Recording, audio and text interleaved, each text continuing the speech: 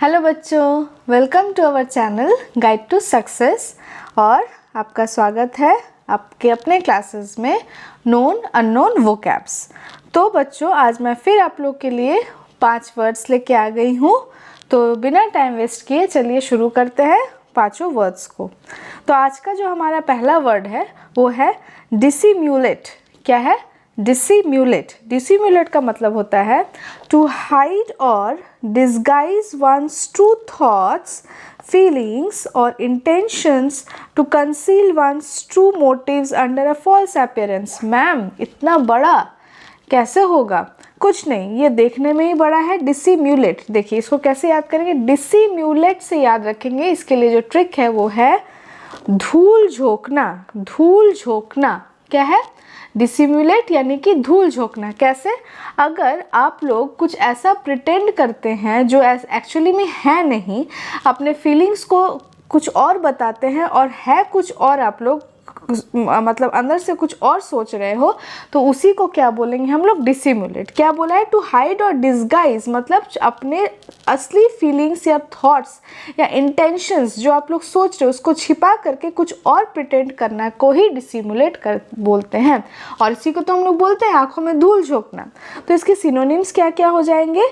Disguise यानी कि किसी और रूप को दिखाना, कंसील मतलब छुपाना, फेंग मतलब भी छुपाना, प्रिटेंड मतलब दिखावा करना, मास्क, मास्क मतलब आप हो कुछ और किसी और का चेहरा पहन के बैठे हो। कैमोफ्लेज मतलब वही एक रूप को दूसरे रूप में दिखाना, मिस रिप्रेजेंट अपने आप को कुछ और दिखाना, और क्लोक मतलब भी छुपाना। ठीक है। एंटोनिम्स क्या क्या हो जाएंगे इसके? रिवील मतलब सब कुछ ओपन करके दिखाना, डिस्क्लोज एकदम कोई सीक्रेट नहीं रखना, एक्सपोज एकदम सब कुछ साफ साफ करना, कन्फेस क्लियर बताना, मैनिफेस्ट सही सही बताना और खुद को एक्सप्रेस करना। इतना कुछ ये जो सिनोनिम्स है, ये एंटोनिम्स है, इसको कैसे याद रखेंगे? धूल झोंकना, और इसका एंटोनिम क्या हो जाएगा? सब कुछ क्लियरली करना। ठीक है। जैसे आप लोग अपने दोस्तों में ही देखते होंगे कि कुछ ऐसे दोस्त होंगे, चाहे मैं ये नहीं बोल रही कि दोस्त खराब होते हैं, लेकिन आप लोग जितने मैच्योर होंगे तो आप लोग को उतना एक्सपीरियंस होगा कि आसपास के आपके आसपास बहुत कुछ लोग होंगे, बहुत कोई लोग होंगे, लेकिन कुछ लोग क्या होते हैं, बहुत ज़्यादा होते कुछ और है, दिखाते कुछ और है, और कुछ लोग एकदम क्लीन एंड क्लियर होते हैं। ठीक है। तो यूसेज इसका एक सेंटेंस देख लेते हैं ताकि आप लोग को याद रहे। She tried to dissimulate her nervousness by smiling confidently. वह आत्मविश्वास से मुस्कुरा कर अपनी घबराहट छिपाने की कोशिश कर रही थी। मतलब वो सोच तो कुछ और रही थी, वो अंदर से तो नर्वस थी, लेकिन वो दिखा रही थी कि वो बहुत एकदम कॉन्फिडेंट है। ठीक है। तो क्या बोला मैंने? धूल झोंकना। Next one is indelible. Indelible, indelible, indelible, इसको कैसे याद रखेंगे? इंडेलिबल का मतलब होता है, पहले मैं इंग्लिश वाला बता दूं, इम्पॉसिबल टू रिमूव, इरेज और वॉश अवे, परमानेंट। मतलब कुछ ऐसी बातें हो जाती हैं हमारे लाइफ में कभी कभी बच्चों, कि हमें वो चीज़ हमेशा के लिए याद हो जाती है, और वो अच्छा भी कुछ हो सकता है, वो बुरा भी कुछ हो सकता है। लेकिन देखिएगा, सारी घटनाएं हमें याद नहीं रहती। जैसे बचपन की भी सारी घटनाएं हमें याद नहीं रहती, या कुछ साल पुरानी बातें भी हमें याद नहीं रहती, लेकिन कुछ कुछ ऐसी बातें भी होती हैं, चाहे वो हमारे लिए अच्छा हुआ हो या बुरा हुआ हो, कि वो हमारे दिमाग में बस जाती हैं और वो चाह के भी नहीं जाती हैं। तो वही होता है इंडेलिबल। इसका मतलब क्या होता है? इसके लिए ट्रिक क्या है मैं पहले बता लूँ। ऐसा डला कि भूला ही नहीं जा रहा।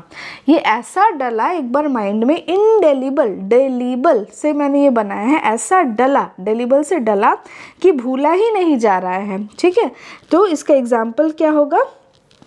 पहले इसके सिनोनिम्स देख लेते हैं। परमानेंट, जो बस चुका है, एंड्योरिंग, बहुत दिनों तक रहा, बहुत, अनफॉरगेटेबल, भूले ना भुलाए, लास्टिंग, एकदम रह जाता है, इनग्रेन्ड, एकदम छप चुका है।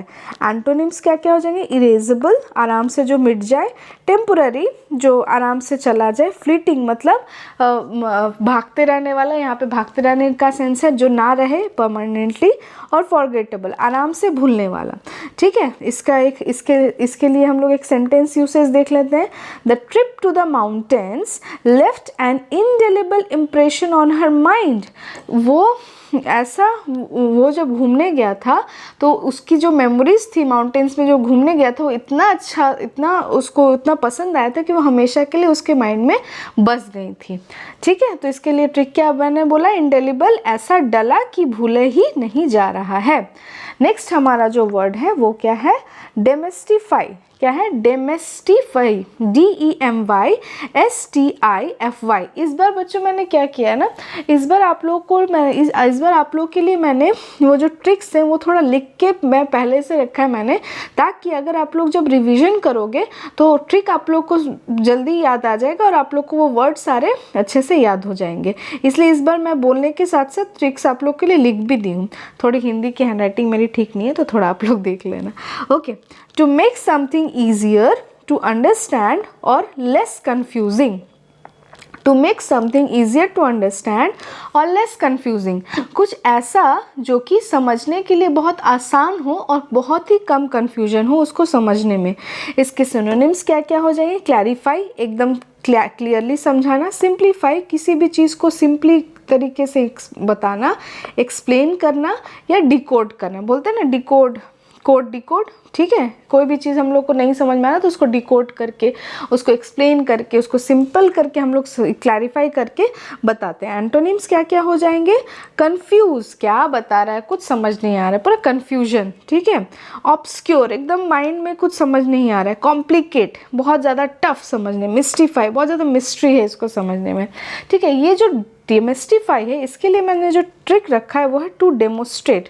टू डेमेस्टिफाई से टू डेमोस्ट्रेट। डेमोस्ट्रेट क्यों बच्चों, देखिएगा टीचर्स, जब आप लोग के लिए जो टीचर्स होते हैं वो लोग कभी भी कोई इंटरव्यू देने जाते हैं तो वो लोग पहले किसी भी चीज़ को मतलब अपने टीचिंग को डेमोस्ट्रेट करते हैं बच्चों को, ताकि वो बच्चों को जब डेमोस्ट्रेट करते हैं तब उनको समझ में आता है कि वो मतलब जहाँ भी वो लोग इंटरव्यू देने जाते हैं तो उनको समझ में आ रहा है कि वो कैसा टीचर रिप्रेजेंट कर रहा है। तो बिना डेमोस्ट्रेशन देखे वो लोग उसको जज नहीं कर सकते टीचर को, इसीलिए टीचर का डेमोस्ट्रेशन करना या उनका रिप्रेजेंटेशन देखना बहुत ज़्यादा इम्पॉर्टेंट होता है। इसीलिए डेमोस्टिफाई से मैंने ये वर्ड ट्रिक निकाला है, टू डेमोस्ट्रेट, यानी कि टू रिप्रेजेंट। हाउ, जितना क्लियरली आप लोग डेमोस्टिफाई करोगे उतना अच्छे से आप लोग को कोई भी कंसेप्ट समझ में आएगा। ठीक है, तो इसका एग्जाम्पल भी देखिए, the professor tried to demystify complex physics concepts for the students. तो जो प्रोफेसर थे उन्होंने जितने फिजिक्स का जो कंसेप्ट होता है वो बहुत ज़्यादा क्या होता है, कम्प्लेक्स होता है, हार्ड होता है, तो उसको टीचर ने अच्छे से डेमोस्टिफाई किया, यानी कि टू डेमोस्ट्रेट किया बच्चों के लिए, ताकि वो आराम से उस कंसेप्ट को समझ सके। हो गया, ठीक है। Now the next and the fourth one is imprecation. क्या है, इम्प्रीकेशन। इम्प्रीकेशन के लिए मैंने एक ट्रिक निकाला है जो कि है improper words. I M imprecation, I M improper words. ठीक है, याद हो जाएगा, इम्प्रीकेशन से इम्प्रॉपर वर्ड्स। क्या होता है इम्प्रीकेशन का मतलब, अ स्पोकन कर्स और an offensive word used in anger. जब आप लोग किसी को गुस्से में कुछ गलत शब्द बोल देते हो उसी को क्या बोलते हैं, इम्प्रीकेशन। ठीक है, और इसीलिए मैंने इससे जो ट्रिक निकाला है वो इम्प्रॉपर वर्ड से, मतलब गलत सलत वर्ड बोलना। ठीक है, तो इसके सिनोनिम्स क्या होंगे, कर्स, किसी को श्राप देना, मैलिडिक्शन, किसी को गलत वर्ड्स बोलना, एनाथेमा, किसी को वही कर्ज देना, उल्टा फुल्टा बोलना। इसके एंटोनिम्स क्या क्या हो जाएंगे, ब्लेस, किसी को आशीर्वाद देना, फेवर, किसी के सपोर्ट में बोलना, ग्रेस, किसी को विश करना। नाउ इसके यूसेज क्या देख लेते हैं हम लोग। The angry man shouted an imprecation when he stubbed his toe. गुस्से में उस आदमी ने पैर की उंगली चोट लगने पर बद्दुआ दी। ही मटर्ड इम्प्रीकेशंस अंडर हिज ब्रेथ। उसने धीमे स्वर में बद्दुआएं दी। ठीक है, तो बद्दुआ से अच्छा से हम इससे ये क्या कर सकते हैं, इम्प्रीकेशन से improper words. Okay, now next and the last one, chronic. Chronic ये वर्ड थोड़ा फैमिलियर है, तो हमारा क्लास भी तो वही नाम है, नोन अननोन वोकैब्स, है ना। तो क्रॉनिक आप लोगों ने अच्छे से सुना है, काफ़ी सुना होगा। क्रॉनिक डिजीज़ के लिए हम लोग यूजुअली यूज़ करते हैं, लेकिन इसलिए मैंने थोड़ा वो ट्रिक भी थोड़ा वो डिजीज़ वाला ही दिया है। कौन रोग है कि जा ही नहीं रहा है, ठीक है। क्रॉनिक का मतलब क्रॉनिक के लिए मैंने ट्रिक दिया, क्रॉनिक तो कौन रोग है कि जा ही नहीं रहा है, okay. Lasting for a long time और कॉन्स्टेंटली रिकरिंग, दीर्घकालिक, लगातार होने वाला या पुराना है, कुछ ऐसा चीज़ जो बहुत दिन से चला आ रहा है और वो जा नहीं रहा है, ठीक है। सिनोनिम्स क्या क्या हो गए, परसिस्टेंट मतलब हमेशा रह ही रहा है, लॉन्ग टर्म बहुत दिनों तक, कंटिन्यूअल चल ही रहा है, कांस्टेंट रह ही जा रहा है, इनक्योरेबल ख़त्म ही नहीं हो रहा है, सीवियर काफ़ी दिन तक, वो काफ़ी थोड़ा डेंजरस। एंटोनिम्स क्या क्या होगा, एक्यूट जल्दी छूटने वाला, टेम्पररी परमानेंट नहीं, ओकेशनल कभी कभी होने वाला, या शॉर्ट टर्म कम समय के लिए। देखिए इसका यूसेज भी वैसा ही है। He suffers from chronic back pain, वह पुरानी कमर दर्द से पीड़ित है, मतलब उसका कमर दर्द जो है वो बहुत दिनों का है, ठीक है। तो क्रॉनिक के लिए क्या बताया मैंने, कौन रोग है कि जा ही नहीं रहा। तो ये थे आज के हमारे 5 वर्ड्स। मैं और एक बार आप लोग को रिमाइंड करा देती हूँ।